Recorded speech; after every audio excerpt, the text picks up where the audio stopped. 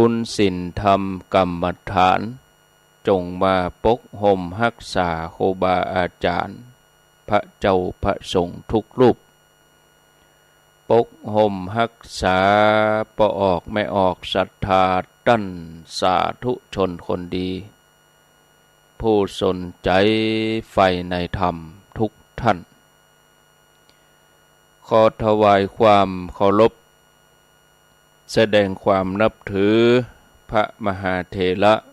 พระเถรานุเถระเจ้าคณะพระสังฆาธิการครูบาอาจารย์เจ้าที่เปิดวิทยุฟังอยู่ที่วัดที่ว่าเวลานี้ขอความสุขความเจริญจงได้บังเกิดแก่ญาติโยมท่านสาธุชนทุกคนทุกท่านได้เวลาแล้วเนอได้เวลาแล้วถึงเวลาแล้วได้เวลาสำหรับการรับฟังธรรมะอันเป็นสาระประโยชน์ทางด้านพระพุทธศาสนาน้อมธรรมคำสอนขององค์สมเด็จพระชินวรสัมมาสัมพุทธเจ้าได้มาปะมาพบมามาเล่าสู่บรรดาพ่อแม่พี่น้องปออกไม่ออกศรัทธาท่านสาธุชนคนดีทั้งหลายแล้วไผที่ยังบ่ลุกเตื้อกะเกียมตัวลุกมาได้แล้วเนอะตื่นมาได้แล้วลุกมาได้แล้วหลับลุกเจ้ากินพักดังป่ายหลับลุกควายกินพักดังเก่าลุกเจ้าได้หลายลุกควายได้น้อยหลับลุกเจ้าเป็นเจ้าดังหลายหลับลุกควายปาเฮือลูกหลานเป็นหนี้เป็นข้าเนอตื่นมาเหียเนอลุกมาเหียเนอลุกเนอลุกเนอลุกลุกลุกลุกตื่นตื่นตื่นตื่นตื่นตื่นได้แล้วลุกได้แล้วญาติโยมท่านทั้งหลายลุกเจ้าตื่นตัวเจ้าบัวกาบหันเยื่องนาพังพร้อมลุกควายบ่ตันหนตางกีดก้อมก้าตัวบ่ต้อมปุ่นอายจุงเก่งเข้าไว้อย่าไปเฮือขวายต่อหน้าสบายจำไว้เน้อเจ้าจำไว้เน้อเจ้าอรุณสวัสดิ์ธรรมะสวัสดีสวัสดียามเจ้าญาติโยมท่านผู้ฟังทั้งหลายยินดีต้อนรับทุกท่านเข้าสู่รุ่งอรุณวันใหม่ปะกันเจ้านี้เป็นเจ้าของวันจันทร์ที่1 เดือนพฤษภาคมพุทธศักราช2566วันนี้เป็นวันแรงงานแห่งชาติวันเดือน8เหนือขึ้น12ค่ำเดือน8เหนือขึ้น12ค่ำพร่ำว่าเป็นวันจันทร์เวลา5:11 นาทีลุกมาเน้อญาติโยมทั้งหลายหลับลุกเจ้ากินพักดังป่ายหลับลุกควายกินพักดังเก่าลุกเจ้าได้หลายลุกควายได้น้อยหลับลุกเจ้าเป็นเจ้าดังหลายหลับลุกควายป่าเฮือลูกหลานเป็นหนี้เป็นข้าเน้อตื่นมาเหียเน้อลุกมาเหียเน้อลุกเน้อลุกเน้อลุกลุกลุกลุกลุกตื่นตื่นตื่นตื่นตื่นตื่นได้แล้วลุกได้แล้วญาติโยมท่านทั้งหลาย ในทางพระพุทธศาสนาความสุขเป็นเรื่องสำคัญถึงแม้ว่าพุทธศาสนาจะอู้ถึงความทุกข์เป็นเรื่องแรกในอริยสัจสี่ที่บอกว่าทุกข์สมุทัยนิโรธมรรคแต่ถึงหมดนี้ก็เพื่อให้เราเข้าใจทุกข์อย่างแท้จริงเมื่อเราเข้าใจทุกข์อย่างแท้จริงเข้าใจทุกข์ถึงรากแล้วความสุขก็จะเกิดขึ้นคนเดียวเพราะเราจะรู้ว่าที่ทุกข์ถึงหมดนั้นเพราะอย่างเพราะความยึดมั่นถือมั่นโดยเฉพาะความยึดมั่นถือมั่นในตัวในตนในตัวกูของกูบ่ว่าจะเป็นวัตถุสิ่งของความคิดตัวตนที่สร้างขึ้นมาทั้งหมดนี้คือที่มาทั้งหมดนี้คือหากเหง้าแห่งความทุกข์เพียงแต่ว่าเฮาฮู้ด้วยใจเฮาบ่ได้ฮู้ด้วยสมองแล้วเฮาถึงวางบ่ได้แล้วเมื่อถึงตรัสนั้นญาติโยมถ้าเฮาฮู้ด้วยใจพิจารณาด้วยจิตอันที่สะอาดจิตที่บริสุทธิ์เฮาจะวางได้ความสุขเกิดขึ้นแต่ว่าความสุขแบบนี้เนี่ยต้องใช้ระยะเวลาต้องใช้สติปัญญาที่แจ่มแจ้ง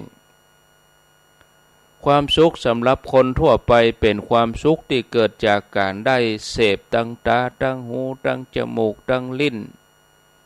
ห้องว่าความสุขที่เกิดจากการกระตุ้นใจญาติโยมลองสังเกตพอความสุขทั้งโลกที่คนเฮาแสวงหาบอกว่ารูปธรรมนามธรรมถึงสองอย่างนี้ล้วนเป็นความสุขที่เฮาทั้งหลายห้องว่าเป็นความสุขภายนอกยกตัวอย่างที่เป็นรูปธรรมอย่างความสุขจากการได้กินอาหารที่รสชาติอร่อยความสุขจากการที่ได้ฟังเพลงอันไพเราะความสุขอันเกิดจากการได้สัมผัสสิ่งที่น่าพอใจอันนี้เป็นความสุขรูปธรรมของคนปุถุชนทั่วไปส่วนที่เป็นนามธรรมความสุขที่เป็นนามธรรมนั่นคือความสุขจากการได้มีชื่อเสียงมีเกียรติยศมีอำนาจแต่ว่าญาติโยมทั้งหมดเนี่ยมีคุณสมบัติที่คล้ายกันก็คือว่าทำให้เรามีความตื่นเต้นพอใจเวลาที่ได้มาเวลาที่ได้เสพยกตัวอย่างเวลาเราได้กินอาหารที่มีรสชาติดีเพราะมันกระตุ้นลิ้นแล้วก็กระตุ้นให้เราได้เกิดความอยากนักขึ้นต่างจากอาหารที่รสจืดมันบ่ลำเวลาฟังเพลงก็ไผก็รู้สึกว่าบางทีเพลงอันนี้มันแบบไพเราะเพลงคนส่วนใหญ่ฟังแล้วที่มันไพเราะเป็นเพลงที่กระตุ้นถ้าเป็นวัยรุ่นก็เป็นเพลงที่กระแทกกระทันนะทั้งหมดนี้ก็กระตุ้นทำให้เกิดความสุขดังใจอยู่ที่ความพอใจของแต่ละคนญาติโยมนะเป็นไปตามอำนาจของใจคนเฮาแสวงหาก็เพราะว่ามันตื่นเต้นทำให้หัวใจปองโตนะแม้แต่ว่าตัวเลขในสมุดบัญชีหันแล้วก็มีความสุขเพราะว่าทำให้มันเกิดใจกระเพื่อมใจฟองใจฟูขึ้นมาทั้งที่เฮาฮู้ว่าญาติโยมเนี่ยตัวนั้นน่ะอาจจะเป็นอันตรายสำหรับเฮาก็ได้แล้ววันใดวันหนึ่งอาจจะเสี่ยงไปหายไปหมดไปหลายๆคนพอใจที่จะมี เนี่ยบางคนเนี่ยญาติโยมมีแล้วก็บ่มีความสุขนะเนี่ยญาติโยมเนี่ยอย่างคนเฮาถึงชอบไปนะเอี่ยวห้างสรรพสินค้าทั้งที่บ่มีเงินอันนั้นเพราะว่ารู้สึกตื่นเต้นเมื่อได้หันของแปลกๆใหม่ๆนั่นคือความสุขประการแรกที่คนเฮาเสาะแสวงหาแต่ความสุขประเภทนี้เมื่อได้เสพเมื่อได้สัมผัสสักระยะหนึ่งมันก็เริ่มที่จะชินชาเริ่มที่จะเบื่ออยากได้ใหม่อยากได้นักขึ้นนะบัดต่างจากคนที่สูบบุหรี่คนที่ติดกาแฟเมื่อก่อนสูบบุหรี่เกิงมวนสบายพอใจกินกาแฟมอกเกิงจ้อนก็รู้สึกกระชุ่มกระชวยแต่ถ้าว่าบุหรี่หรือว่ากาแฟนั่นเสพไปเรื่อย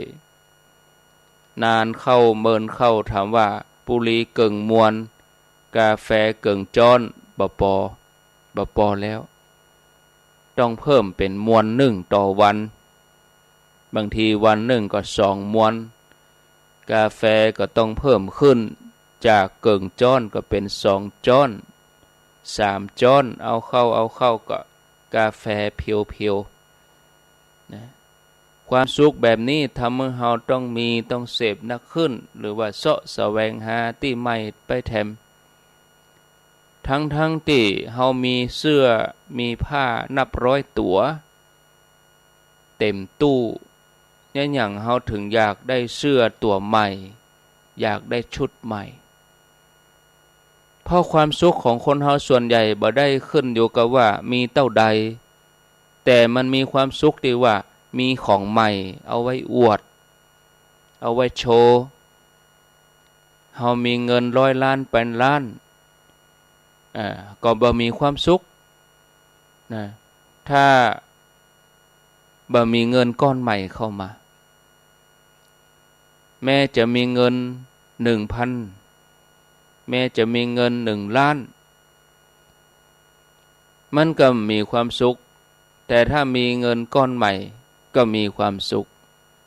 ฉะนั้นคนที่มีเงิน100 ล้านพันล้านก็จะต้องเสาะแสวงหาไปบ่ฮู้จบฮู้สิ้นในที่สุดก็กลายเป็นทาสของมันนะเพราะว่าเงินก้อนใหม่ของใหม่มันมากระตุ้นใจทำให้มีความสุขความสุขของคนเฮาถึงที่สุดแล้วบ่ได้เกิดจากการมีแต่เกิดจากการได้มีต่อใดก็บ่มีความสุขถ้าบ่ได้อันใหม่มาอันเนี้ยคือโทษของความสุขแบบนี้คือเมื่อเสพเข้าไปนักๆเอาไปเอามาเฮาจะขาดบ่ได้นะญาติโยมมีเศรษฐีคนหนึ่งอายุ70 ปีแล้วก็มีโรคมาเบียดเบียนเศรษฐีคนนี้ก็ป่วยนอนเนาะล้มป่วยแล้วก็นอนอยู่แต่แทนที่จะพักผ่อนก็มกมุ่นครุ่นคิดถึงโครงการลงทุนใหม่ๆประยุทธ์จนเครียด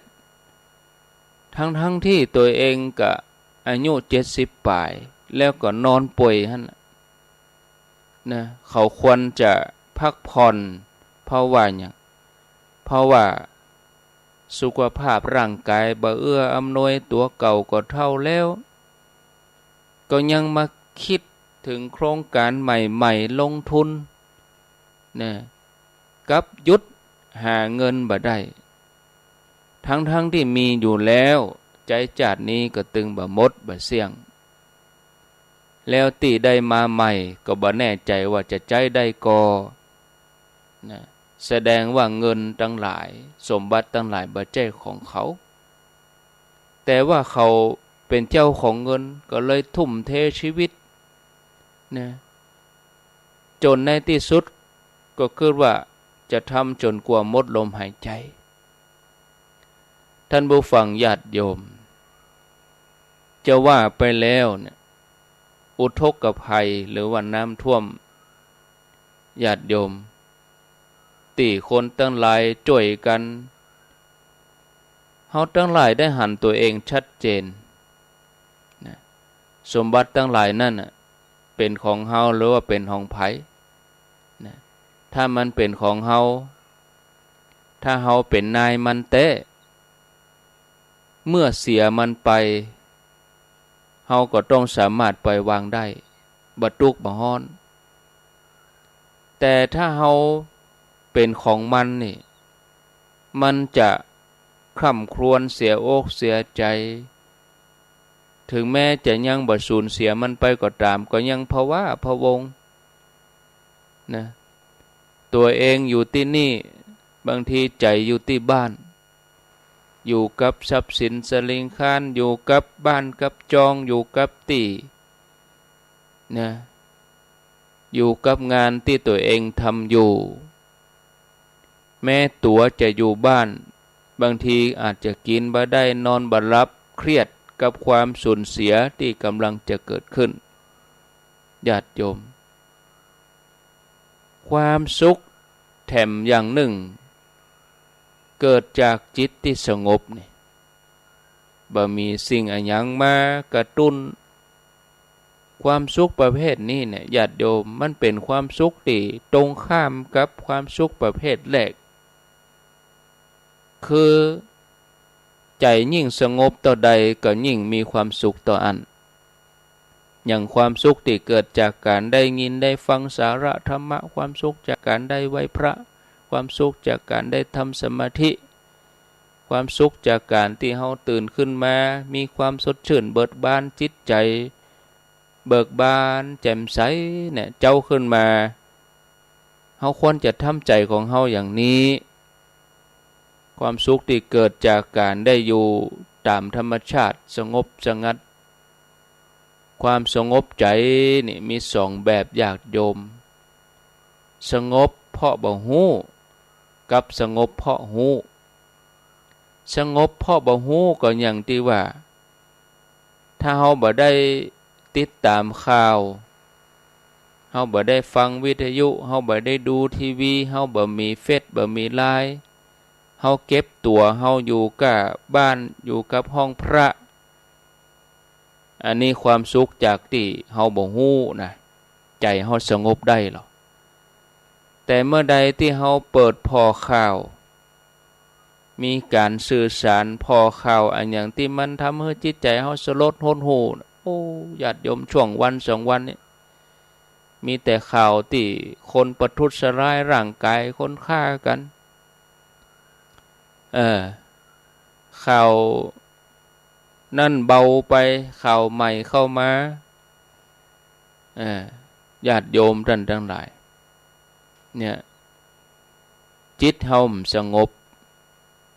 หรือบางคนแม้แต่อยู่คนเดียวบ่ได้ดูทีวีโทรทัศน์บ่ฟังวิทยุใจก็บ่สงบนะแต่เมื่อเริ่มเอาจิตมาอยู่กับลมหายใจหายใจเข้ารู้สึกหายใจออกรู้สึกนะจิตมันก็บ่ออกไปไหนญาติโยมจิตมันสงบนิ่งอันนี้เพราะว่าความสงบ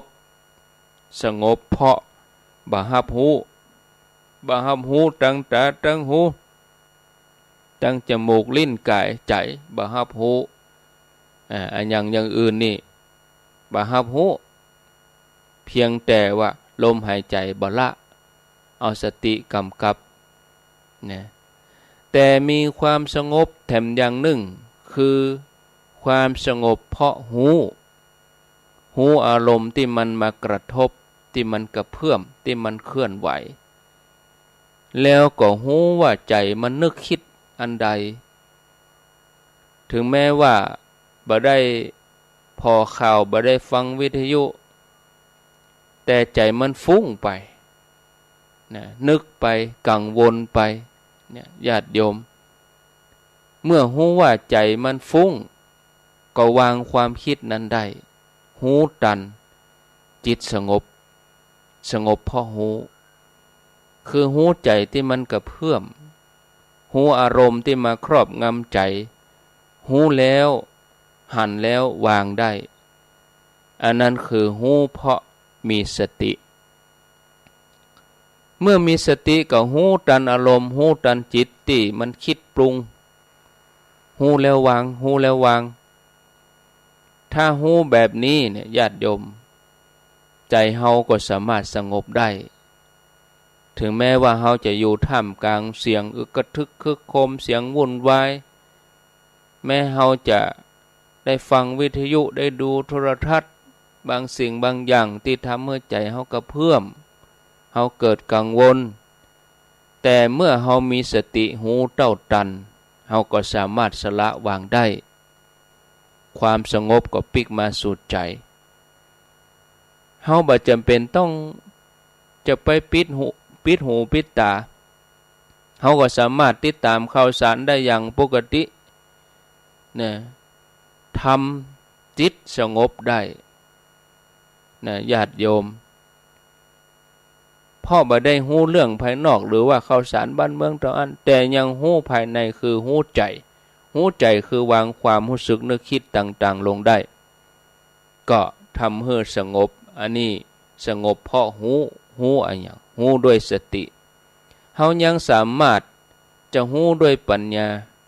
หู้ด้วยปัญญาคือความหู้ความจริงหู้จริงว่าสิ่งทั้งหลายทั้งปวงเนี่ยมันบ่เที่ยงแม้แต่การเวลามันก็บ่ได้อยู่อย่างเก่าญาติโยมทั้งหลายเดือนเมษายนผ่านเฮาไปแล้ว30 วันมันบ่ได้อยู่อย่างเก่านะวันนี้วันที่1 พฤษภาแล้วเข้าสู่เดือนที่5ของปีเดือนหน้าก็จะเกินปีแล้วเนี่ยเดือนมิถุนาเนี่ยเดือนพฤษภาคมนี่วันนี้วันที่1ก็เหลือแค่30 วันมันบ่เมินนะมันก็เท่ากับเดือนที่ผ่านมาคือเดือนเมษายนนี่มี30 วันพฤษภาคมนี่มี31 วันวันนี้วันที่1เฮานับละเนี่ยก็เหลือให้30 วันมันบ่ใช่เมินนะญาติโยมเนี่ยเฮารู้ความจริงว่าสิ่งทั้งหลายมันบ่เที่ยงรู้ถึงความเป็นอนิจจังของสิ่งต่างๆรู้ว่า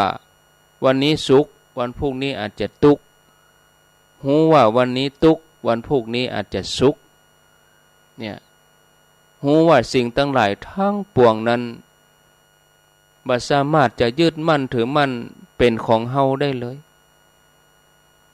บ่สามารถจะยึดมั่นถือมั่นว่าเป็นเฮาเป็นของเฮาคือเฮาต้องรู้ไตรลักษณ์เมื่อรู้ไตรลักษณ์แล้วจิตเฮาสงบถึงแม้จะมีอันหยังมากระทบใจทำให้ใจกระเพื่อมแม้อันหยังต่างๆจะสูญหายนะพอเฮารู้ตั้งแต่แรกไปแล้วว่ามันบ่ใช่เฮาบ่ใช่ของเฮาเฮารู้เฮาตระหนักถึงความบ่เที่ยงอยู่ตลอดเวลาแม้แต่ในวันที่เฮามีความสุขก็บ่ได้อยู่กับเฮาไปตลอดเวลาอันนี้เปิ้นฮ้องว่าอนาคตภัยคำว่าอนาคตภัยคือภัยในอนาคตวันนี้สุขวันนี้มีความสุขก็จริงแต่ว่าวันพรุ่งนี้บ่แน่วันนี้สุขภาพดีวันพรุ่งนี้อาจจะเจ็บป่วยวันนี้ยังมีบ่ามีแฮงวันนี้ยังมีกำลังวังชาแต่ว่าวันพรุ่งนี้อาจจะอ่อนแฮงวันนี้กินอาหารอุดมสมบูรณ์วันพรุ่งนี้อาจขาดแคลนวันนี้ครอบครัวมีความสงบแต่วันพรุ่งนี้อาจจะวุ่นวายวิวาทเมื่อเฮานึกได้อย่างนี้เฮาก็ต้องพยายามป้องกันบ่ให้ภัยทั้งหลายมันเกิดขึ้นขณะเดียวกันเฮาต้องเตรียมตัวเตรียมใจหากมันเกิดขึ้นจะได้บ่เป็นทุกข์แล้วก็เผื่อใจไว้พร้อมกันนั้นก็มีปัญญารู้ว่าบ่มีอันหยังที่เป็นของเฮาเลย ในยามที่เฮาเจ็บป่วยเฮาก็ต้องยอมรับว่ามันเป็นธรรมดาเป็นธรรมชาติของสังขารเมื่อเฮาฮู้อย่างนี้เฮาก็ปล่อยวางได้ญาติโยมแต่เมื่อใดก็ตามที่เฮาทุกข์ก็แสดงว่าเฮายังบ่เข้าถึงความจริงนะหลวงพ่อชาสุภัทโทวัดหนองป่าพงหลวงพ่อชาได้อู้ไว้นะคิดเหมือนกันว่าทุกอย่างที่เกิดขึ้นกับเฮานั่นมันถูกเสมอแต่ถ้าเฮาทุกข์เมื่อใดนั่นแปลว่าใจของเฮาวางไว้ผิดใจที่วางไว้ผิดในที่นี้ได้แก่การยึดมั่นถือมั่นเพราะความบ่ฮู้เพราะขาดสติขาดปัญญาแต่ถ้าเฮามีสติเฮามีปัญญาวางใจได้ถูกต้องจิตก็สงบบ่ทุกข์เพราะความเปลี่ยนแปลงสิ่งต่างๆที่มันเกิดขึ้นอย่างนี้ฮ้องว่าสงบเพราะหูตันสงบอย่างเนี้ยจะนำไปสู่ความสงบอันสูงสุดที่บอกว่านัตถิสันติปรมังสุขังความสุขอื่นยิ่งกว่าความสงบบ่มีการสร้างความดีการสร้างบุญสร้างบารมีเนี่ยมันเป็นสิ่งที่เฮาทั้งหลายทุกคนที่จะต้องสร้างกันทุกวันโดยที่บ่มีการว่างเว้นอย่างญาติโยมเขาทั้งหลายตื่นเจ้าขึ้นมาไหว้พระพิจารณาลมหายใจก็เป็นบุญเกิดว่าเฮาผ่านเวลามา1 เดือนเมษายนเนี่ยบ่มีอะไรอย่างมากวนอกกวนใจเฮาบ่ไปทำอันตรายเฮาบ่ไปทำร้ายไผเฮาผ่านมา1 เดือนแล้วโอ้เฮาหยังมาดีขอบคุณตัวเก่าสรรเสริญตัวเองแต่ถ้าว่าผ่านเดือนเมษาเฮามาทบทวนโอ้ยังมีก็เรื่องกวนอกกวนใจเดือนเมษายนยังมีก็เรื่องเนาะคดีฆาตกรรมต่อเนื่องแต่ว่าก็ข่าวเชียงใหม่เฮานี้หล่อลวงเอาพนักงานขายรถพนักงานเซลล์ขายรถไปกระทำชำเราแล้วก็ประทุษร้ายให้เปิ้นได้ตายก็มีคดีมาแล้วผ่านไปเพียงแค่10 กว่าวันโดนยับตั้งแต่วันที่10 เมษาคดีก็คล้ายๆกันประกันตัวออกมาก่อเรื่องแถมแล้วอันนี้ตายเลยเนี่ยญาติโยมถ้ามาทบทวนอย่างนี้โอ้เนาะญาติโยมท่านทั้งหลายอย่างเอาจิตเอาใจเอาสังขารร่างกายตัวเองไปทำอย่างนั้นเนี่ยเฮาเกิดมาเป็นมนุษย์นี่เพื่อการสร้างความดีสร้างบารมีการที่เฮาได้กลายเป็นมนุษย์นี่นะว่าเป็นโอกาสที่ดีที่สุดยิ่งเฮาเป็นสัมมาทิฏฐินะเข้าใจเรื่องบาปบุญคุณโทษยิ่งต้องสร้างความดีให้เต็มที่เพราะคุณงามความดีไผก็อยากได้ไผก็อยากทำแล้วก็ทำให้เป็นตำนานทำให้เป็นวิถีชีวิตทำให้มันเป็นประวัติศาสตร์สำหรับตัวเองเฮาก็ฮู้ถึงอานิสงส์จะเกิดขึ้นในวันข้างหน้าฉะนั้นทำความดีกันตื่นเจ้าขึ้นมาอย่างญาติโยมเขาทำอยู่เนี่ยไหว้พระสวดมนต์เปิดฟังรายการ1เข้าใส่บาตรทำบุญทำเป็นกิจวัตรหมั่นทำญาติโยมให้ใจเฮามันคุ้นเคยตรงนี้มนุษย์เฮาทุกคนนี่ดำรงชีวิตอยู่ด้วยกันชีวิตของเฮาทั้งหลายตั้งแต่ถือกำเนิดเกิดมาจนลมหายใจเฮือกสุดท้ายเนี่ยต้องเกี่ยวข้องกับผู้ฮือผู้รับเริ่มต้นเฮาได้ชีวิตจากป่อจากแม่เปิ้นฮือเฮามาเฮาเริ่มต้นเฮาได้ชีวิตจากการฮือของพ่อแม่บิดามารดาเมื่อเฮาเติบโตใหญ่ขึ้นมา เฮาทั้งหลายก็ได้รับการเลี้ยงดูเมื่อศึกษาห่ำเฮียนก็ได้ความรู้จากครูบาอาจารย์ไปห่ำไปเฮียนครูบาอาจารย์เปิ้นก็ประสิทธิ์ประสาทวิชาความรู้ให้เฮานะบางครั้งเฮาก็เป็นตึงผู้ฮื้อแล้วก็เป็นตึงผู้รับท่านผู้ฟังญาติโยมโดยเฉพาะการเดินทางข้ามวัฏสงสารที่ยาวไกลเฮาต้องฮื้อสิ่งที่ดีต่อกันโดยเฉพาะตัวเฮานี่เพื่อเฮาจะได้มีสิ่งดีๆติดตัวเฮาไปแต่ละมือแต่ละวันแต่ละเจ้าเฮาแปลงใจของเฮาให้มันเกิดสัมมาทิฏฐิเนี่ยแปลงใจให้นิ่มอยู่หั่นบ่ต้องเอาหยังมากวนใจเรื่องอันใดที่ทำให้เฮาขุ่นใจกวนใจเฮาให้ขุ่นเนี่ยญาติโยมนะเฮาก็จะต้องทำนะเมื่อเฮาให้สิ่งที่ดีที่เลิศที่ประเสริฐเฮาก็ย่อมได้รับสิ่งที่ดีที่เลิศที่ประเสริฐผลของการฮื้อเนี่ยมันบ่สูญหายไปไหนนะญาติโยมอย่างน้อยเฮาก็ได้รับความสบายใจได้รับความสุข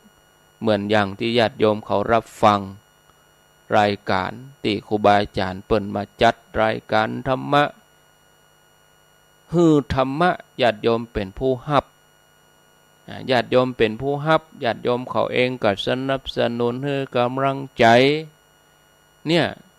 ตอบแทนกันเป็นผู้ฮื้อเป็นผู้รับตอบแทนเนี่ยญาติโยมเขาก็อำนวยความสะดวกทุกอย่าง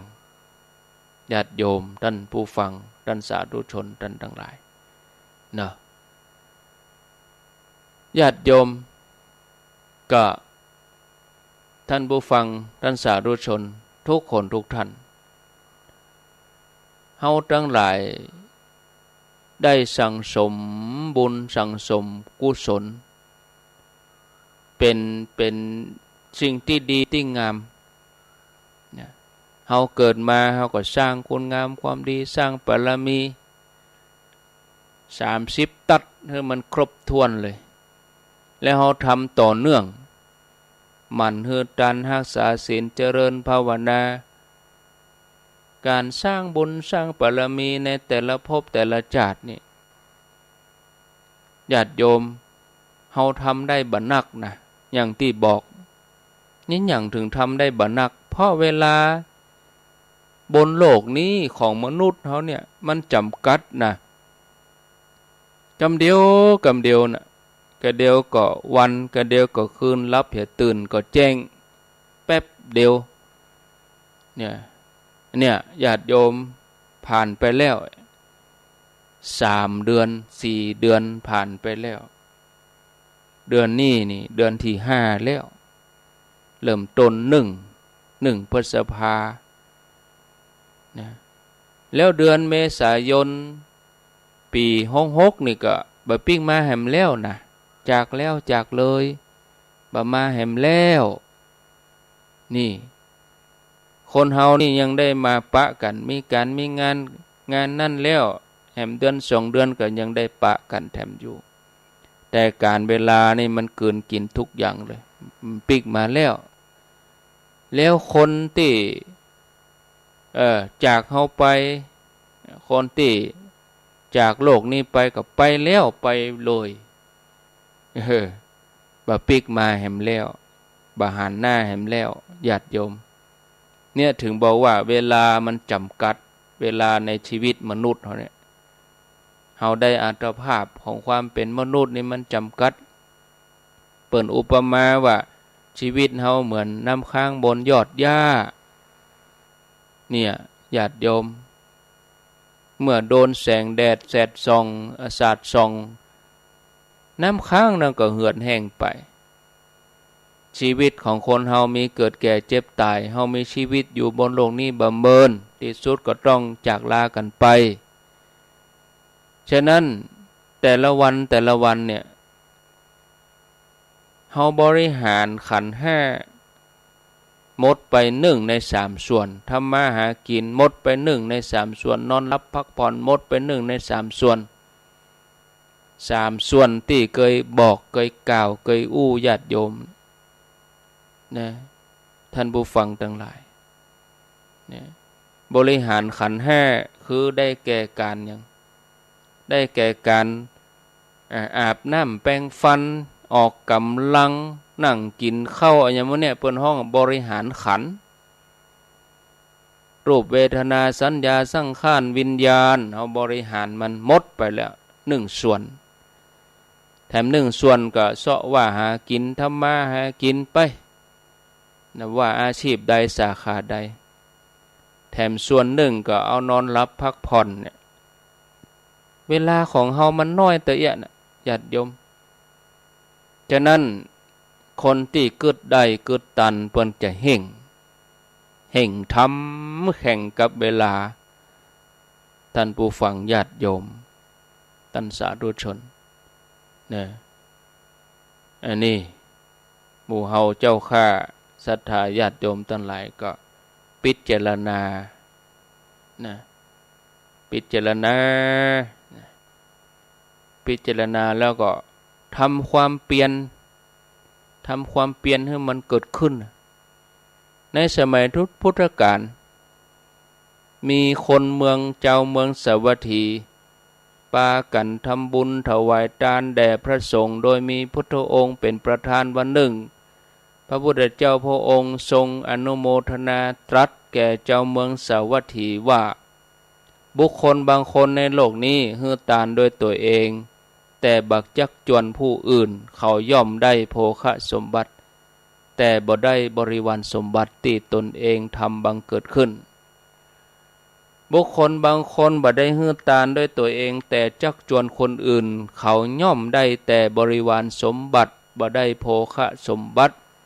บุคคลบางคนบ่ได้ฮือทานด้วยตัวเองแล้วก็บ่ได้จักจวนคนอื่นเขาย่อมบ่ได้ทั้งโภคสมบัติและบริวารสมบัติบางคนฮือทานด้วยตัวเองตัวจักจวนคนอื่นตัวย่อมได้ทั้งโภคสมบัติและบริวารสมบัติที่ตัวเองบังเกิดขึ้นแล้วเมื่อพระเจ้าอนุโมทนาจบอุบาสกท่านหนึ่งมีความปรารถนาที่จะได้บุญใหญ่คือจะทำด้วยตัวเองแล้วก็จะได้จวนคนอื่นคืออยากได้ทั้งโภคสมบัติและบริวารสมบัติก็เลยไปนิมนต์พระพุทธเจ้าข้าแด่พระองค์ผู้เจริญวันนี้ขอพระองค์โปรดรับนิมนต์พร้อมกับพระสงฆ์โดยพระเจ้าก็ถามว่าต้องการพระสงฆ์จำนวนเท่าใดอุบาสกคนนี้ก็ตอบว่านิมนต์หมดเลยพระเจ้าข้าพระองค์ก็รับนิมนต์อุบาสกคนนั้นก็เดินไปเป่าประกาศบอกคนทั้งหลายเจ้าบ้านเจ้าเมืองที่มีใจคือมารับทำบุญร่วมกันทานพระเจ้าพร้อมกับพระสงฆ์โดยการรวบรวมเข้าป่าอาหารทุกอย่างข้าวสารข้าวสุกอาหารทุกอย่างช่วยกันเกียมเพื่อจะทานเมื่ออุบาสกนี่ประกาศข่าวบุญคนเมืองตั้งนั้นคนเจ้าเมืองนั่นก็ปากันเอาครัวมาหอมจตุปัจจัยตั้งหลายเอามาห่วมกันเนี่ยอุบาสกคนนี้ก็เมื่อหันเปิ้นมาหอมมาห่วมก็ใจดีเนาะโอ้ใจดีเดินประกาศข่าวบุญไปเรื่อยๆไปจนถึงหน้าบ้านเศรษฐีเปิ้นฮ้องว่าเศรษฐีตีนแมวที่เคยอู้ในวันพุธติดแล้วกับท่านพระครูสุเมธวันนี้นำมาขยายความเมื่อญาติโยมได้รับฟังเศรษฐีตีนแมวคือเศรษฐีจะได้คือเศรษฐีตรณีโรยแต่บ่ฮื้อบัสละเศรษฐีคนนี้หันอุบาสกบอกบุญเป่าประกาศมาถึงหน้าร้านตัวเองก็รู้สึกว่าโอ้ เปิดร้านมาก็ย่ำตันอย่างแล้วมาบอกบุญแล้วบ่ใครม่วนแล้วโหอันนี้กึดคนละอย่างถ้าคนกึดดีก็ว่าบ่กองเปิดร้านมาปะใส่เปิ้นบอกบุญโอ้ดีแล้วจะได้บุญตัวบุญมาถึงบ้านแต่อุบาสกคนเนี่ยคัดเคืองใจต่อว่าอุบาสกคนนี้เศรษฐีนี่นะเนี่ยอย่างนิมนต์นักล่ำนักเหลือเนี่ยมาทำตามกำลังตัวเองไปเอาพระพุทธเจ้าพุ่นก่อนมาเป็นประธานตัวเองกำลังน้อยเอวรบกวนเจ้าบ้านทำให้คนอื่นเดือดร้อนไปอีกตัวเก้าเป็นเศรษฐีจะทำบุญน้อยก็กลัวเสียหน้าเนาะบัดทำก็กลัวเสียหน้าก็เลยเตียวเข้าไปทางหลังเอามือยิ้มอาการยิ้มนี่คือ3 นิ้วถ้าหย่ำนี่คือถึง5 นิ้วถ้าหยุ่มนี่คือเอานิ้วก้อยกอดเข้ามาอันนี้แล้วก็เอา4 นิ้วนี่หยุ่มอันนี้ยิ้มก็มีนิ้วโคนิ้วจี้นิ้วกลางยิ้มเข้าสารยิ้มทัวแล้วก็มอบให้อุบาสกคนนั้นหน่อยเดียวอย่างละน้อยอุบาสกคนนี้ก็รับเอาและอนุโมทนาโอ้โดยที่เอาเข้าสารเอาถั่วเอาน้ำอ้อยต่างหลายใส่ในภาชนะแยกต่างหากเอาของเศรษฐีนี่แยกต่างหากบ่เอาศูนย์ของคนอื่นเศรษฐีคนนี้หันอุบาสกทำอย่างนั้นก็เกิดความสงสัยมันเอาครัวของเฮาแยกแหมต่างหากเนี่ยจะได้เนี่ยอย่างบ่เอาเปาะคนอื่นก็เลยส่งลูกน้องติดสอยห้อยตามสะกดรอยตัวอุบาสกนั้นไปเพื่อจะได้ฮู้ว่าอุบาสกคนนี้เอาข้าวสารเอาถั่วของตัวเก่าไปเนี่ยอย่างอุบาสกนี่ก็เอาของตั้นเศรษฐีที่ฮื้อมาเนี่ยเมื่อไปถึงห้องครัวก็เอาไปรวมเอาไปผสมกับของเจ้าบ้านแล้วก็อู้ตัวบอกว่าขอให้ตั้นเศรษฐีได้อานิสงส์บุญใหญ่ในการทำบุญครั้งนี้ตัว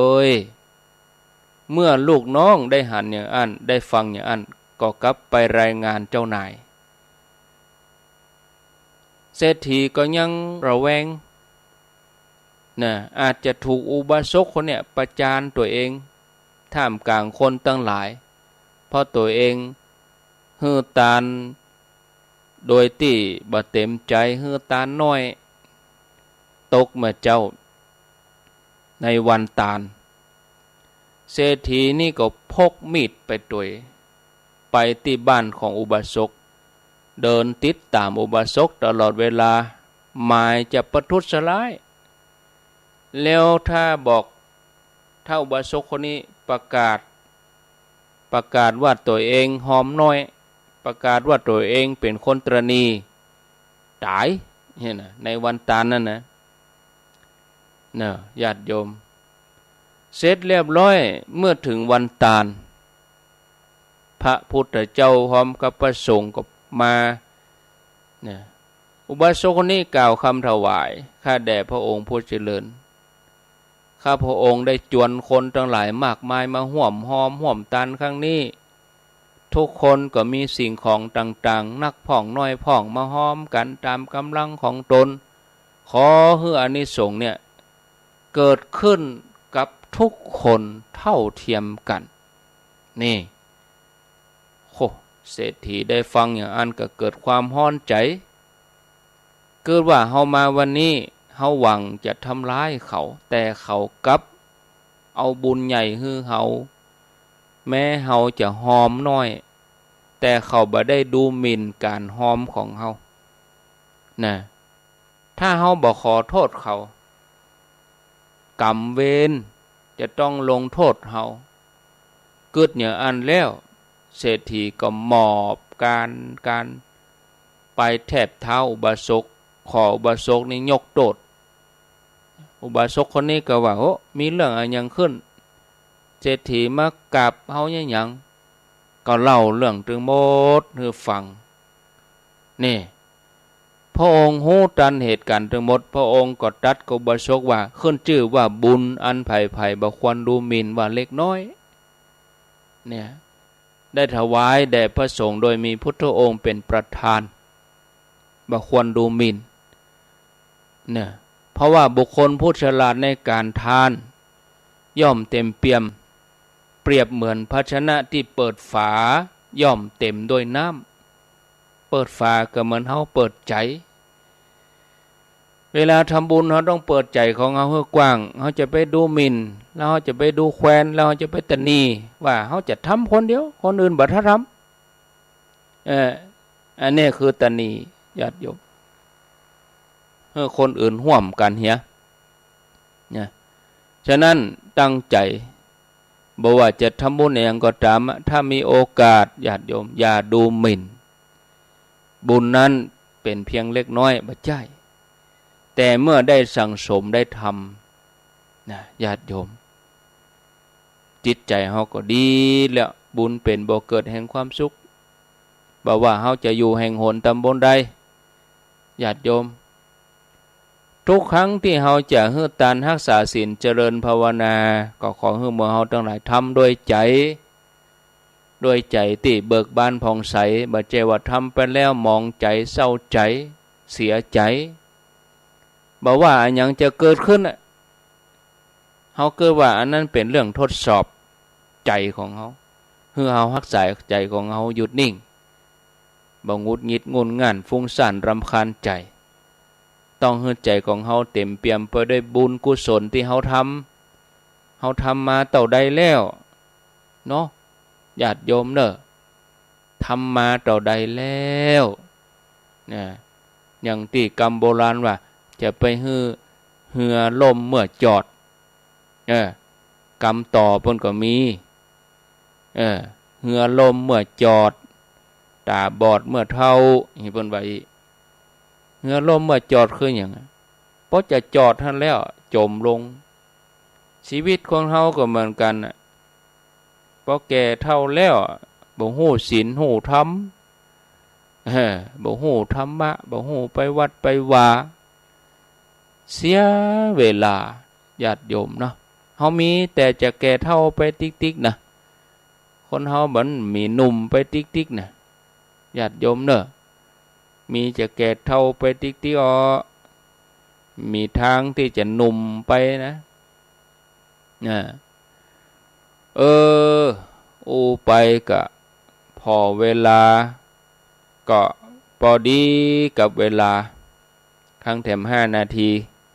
กะประกาศข่าวสารงานบุญเห็นสักเล็กน้อยวันที่4 พฤษภาคมงานประเพณีส่งน้ำพระบรมสารีริกธาตุวัดพระธาตุดอยน้อยวันเดือน8 เป็งก็ขอเจริญพรเจิญญาติโยม